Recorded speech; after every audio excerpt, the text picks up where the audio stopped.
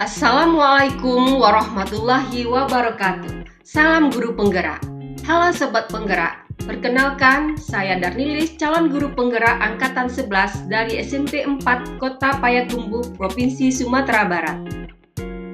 Pada kesempatan kali ini saya akan memaparkan koneksi antar materi modul 1.1, kesimpulan dan refleksi pemikiran Ki Hajar Dewantara. Pengajaran dan pendidikan adalah dua hal yang sangat berbeda. Pengajaran merupakan proses pendidikan dalam memberi ilmu untuk kecakapan hidup anak secara lahir dan batin. Sedangkan pendidikan adalah memberi tuntunan terhadap segala kekuatan kodrat yang dimiliki anak agar ia mencapai keselamatan dan kebahagiaan yang setinggi-tingginya, baik sebagai manusia maupun sebagai anggota masyarakat. Selanjutnya, saya akan merefleksi diri saya dengan 3 pertanyaan.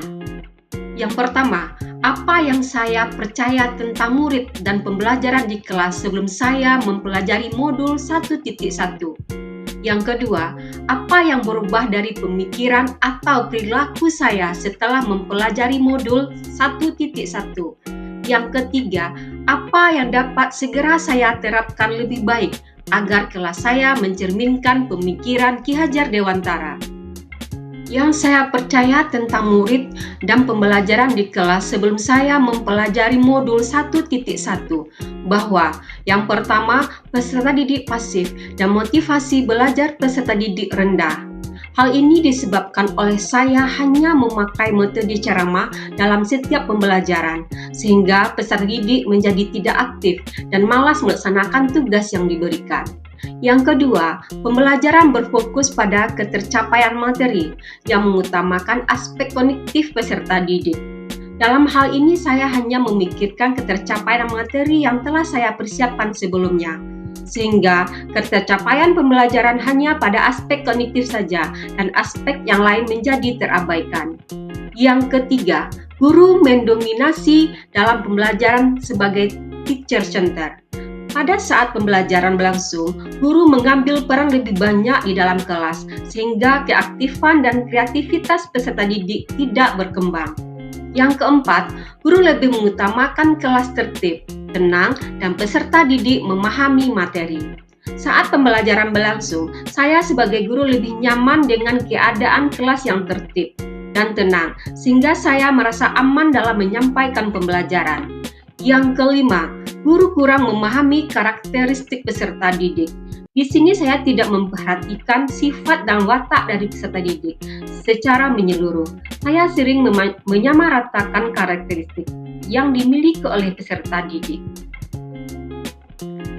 Berikut adalah kegiatan belajar mengajar saya sebelum mempelajari modul 1.1.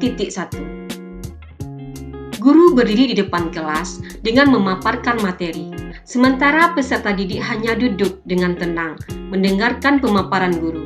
Tidak ada kegiatan tanya jawab atau diskusi yang melibatkan peserta didik aktif.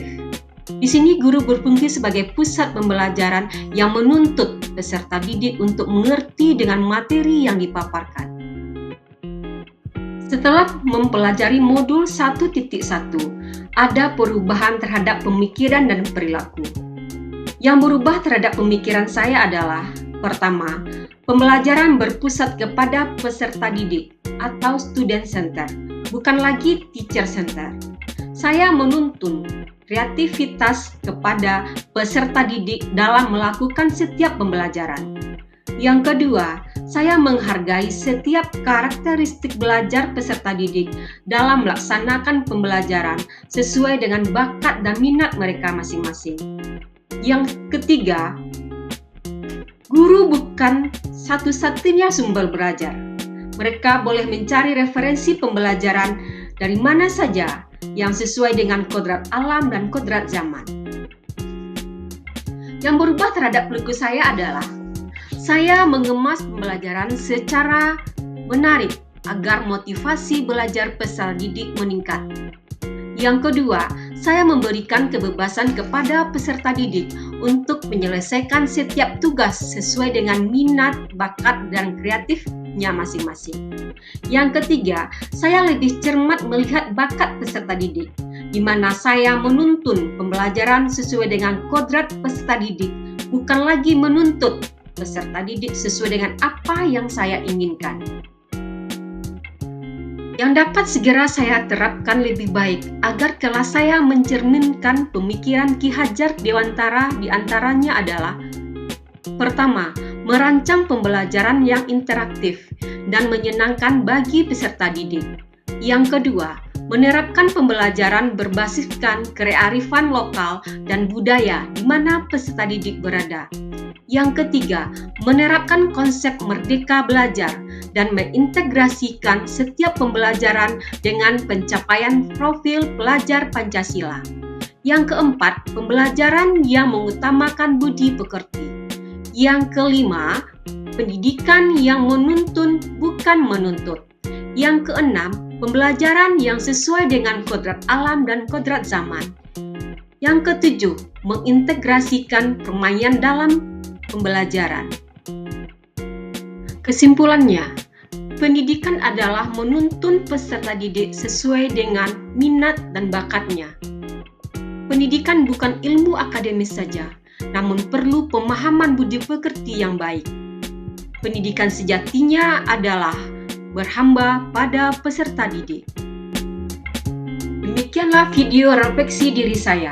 Akhir kata saya ucapkan wassalamualaikum warahmatullahi wabarakatuh. Salam guru penggerak, tergerak, bergerak, menggerakkan.